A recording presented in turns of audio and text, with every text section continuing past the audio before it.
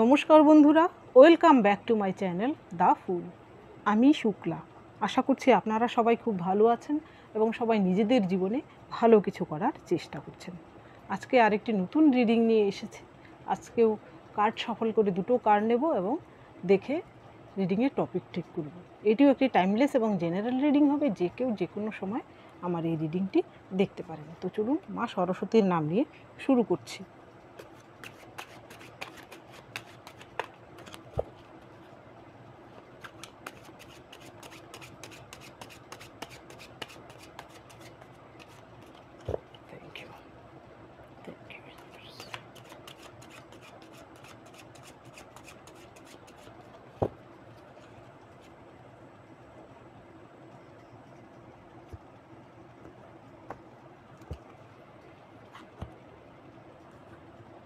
King of Swords,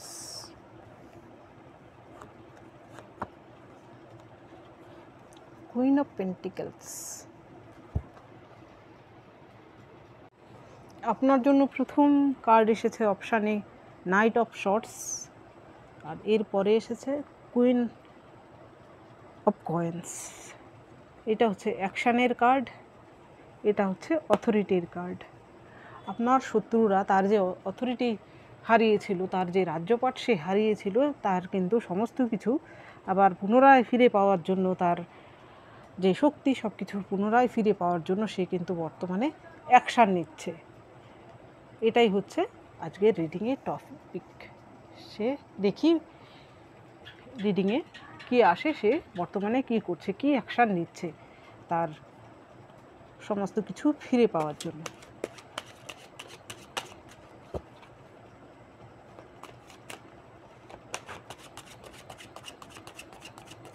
thank you.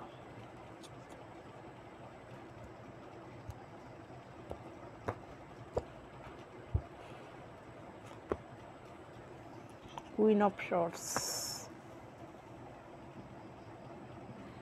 the Empress, Five of Pentacles, Six of Swords। এইখানে সে কিন্তু তার আগের যে রূপ কুইন অফ শর্টস, সেই ক্ষুরোধার বুদ্ধি চক্রান্তকারী সেই রূপে কিন্তু আবার সে ফিরে আসছে।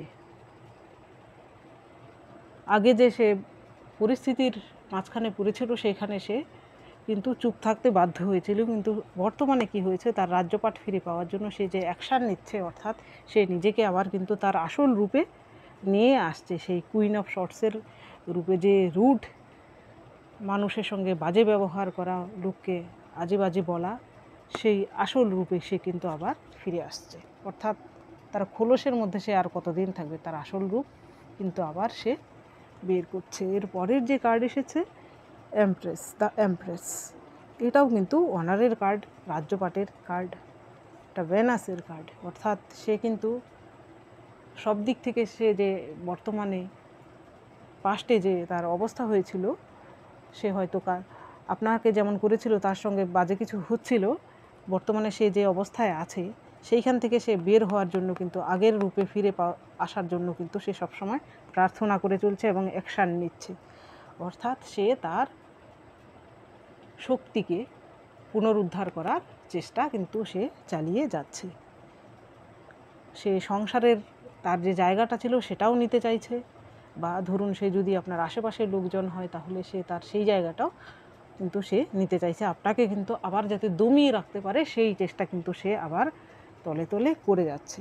যদিও তার বর্তমানে এই অবস্থা, সে কিন্তু এখনও ফাইভ অফ পেন্টিকেলসের অবস্থায় আছে, তার কিন্তু এখনও নিঃস্ব অবস্থা। ওর সঙ্গ দেওয়ার জন্য কিন্তু এখন আর কেউ নেই, সে কিন্তু বর্তমানে একা, যা প্ল্যানিং প্লটিং করছে সব কিন্তু একা। এর পরের যে কার্ড, সেই কার্ড এসেছে সিক্স অফ শর্টস। এইটা হচ্ছে এমন কোনো শত্রু হতে পারে যে কিন্তু হয়তো বর্তমানে আপনি যে জায়গায় থাকেন সেখান থেকে হয়তো সে দূরে থাকে, কিন্তু দূরে থাকলে কী হবে, সেই দূরে থেকেও কিন্তু সে আপনার সঙ্গে এমনটি করে চলছে। আপনি হয়তো তাকে চেনেন, জানেন, সে হয়তো আপনার ফ্যামিলির কেউ হতে পারে, হয়তো আপনার সঙ্গে সেপারেশনে আছে, সে আপনার হাজব্যান্ড ওয়াইফ হতে পারে, এক্স। দূরে থেকেও কিন্তু কলকাঠি নাড়ার চেষ্টা করছে, সেইখানে কিন্তু আপনি অ্যালার্ট থাকবেন। এবার দেখি এই ডেকের মাধ্যমে কি অ্যাকশান নিচ্ছে, তার হারানো শক্তি ফিরে পাওয়ার জন্য কি অ্যাকশান নিচ্ছে আপনার শত্রু।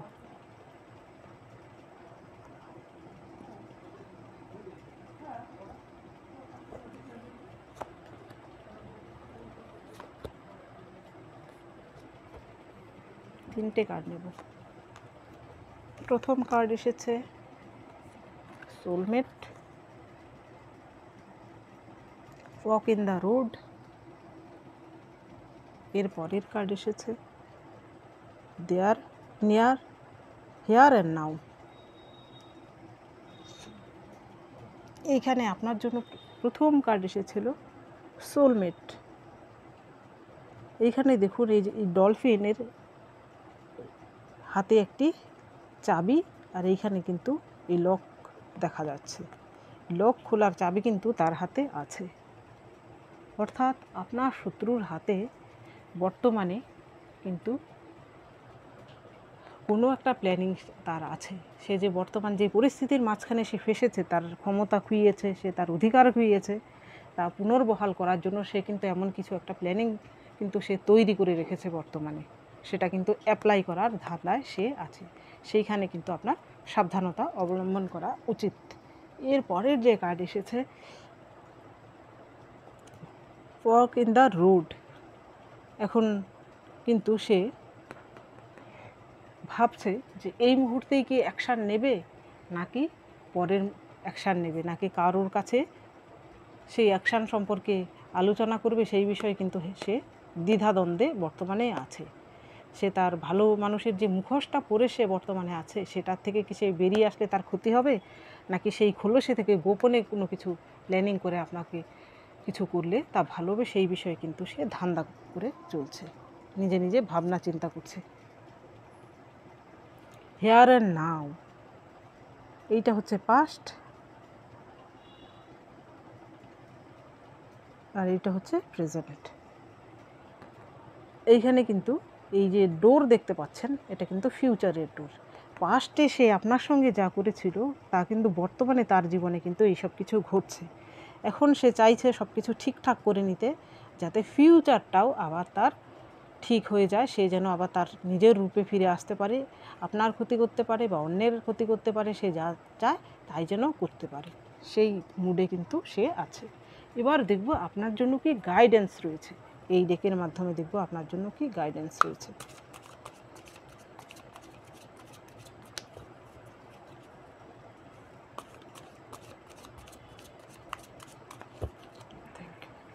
Thank you.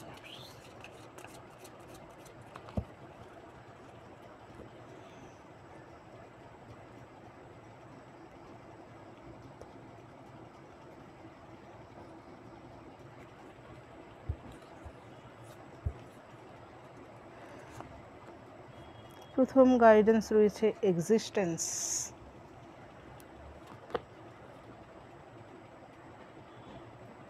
স্কিনজোফ্রেনিয়া, কম্প্রোমাইজ,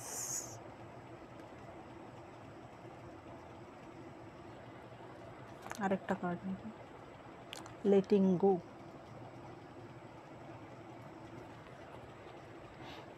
আপনার জন্য প্রথম যে কার্ড এসেছে এক্সিস্টেন্স, অর্থাৎ সব কিছুরই এক্সিস্টেন্স রয়েছে এই পৃথিবীতে। কোনো কিছুরই এমনি এমনি ঈশ্বর সৃষ্টি করেননি, বা সৃষ্টিকর্তা কোনো কিছু এমনি এমনি সৃষ্টি করেননি। একটা পোকামাকড়েরও যে পৃথিবীতে এক্সিস্টেন্স রয়েছে তারও কারণ রয়েছে। এখন ধরুন ভালো মানুষ যেমন থাকবে পৃথিবীতে, বাজে লোকও তেমনি থাকবে। যদি বাজে লোক না থাকতো তাহলে কিন্তু ভালো লোকের যে কোয়ালিটি সেটা কিন্তু যাচাই করতে পারতো না অন্যেরা।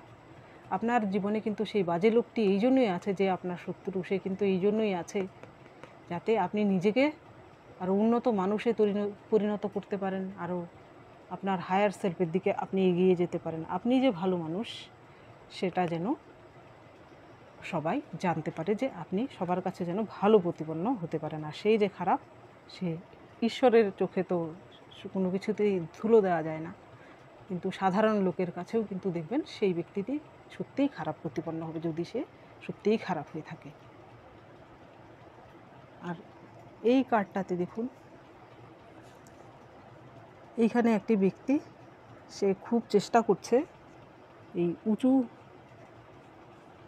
এইটা হচ্ছে একটা পাহাড়ের মতন জায়গা, আর এই জায়গা দিয়ে জল যায় বলে মাঝখান দিয়ে কিন্তু গভীর খাদ।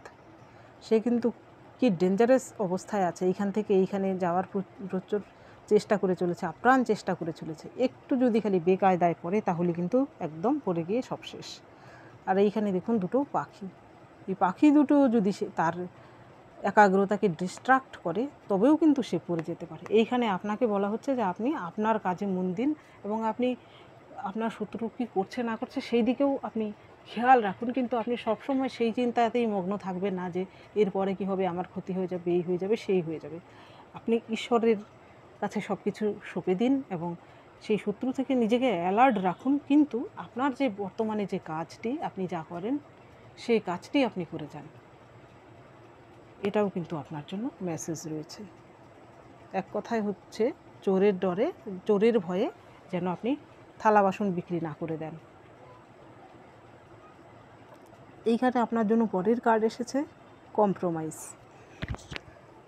এখানে এটা সবার জন্য না এই মেসেজটা, এখানে আমি এদের জন্যই দিচ্ছি। ধরুন কারো যদি কোর্ট কেস কিছু চলতে থাকে আপনার শত্রুর সঙ্গে, বা হাজব্যান্ড ওয়াইফের কোনো ম্যাটার হয়ে থাকে, সেখানে যদি কিছু কম্প্রোমাইজ করে যদি আপনি আপনার সেই শত্রুকে চিরতরে বিদায় দিতে পারেন, ধরুন কোনো টাকা পয়সা সংক্রান্ত কোনো বিষয় থেকে থাকে, তাহলে সেখানে একটু কম্প্রোমাইজ করতে আপনাকে বলা হচ্ছে। সেই ক্ষেত্রে আপনি টাকা পয়সা দিয়ে সব কিছু মিটমাট করে নিন এবং সেই ব্যক্তিটির থেকে নিজেকে সারা জীবনের জন্য মুক্ত করে নিন। এর পরের যে কার্ড এসেছে আপনার জন্য লেটিং গো।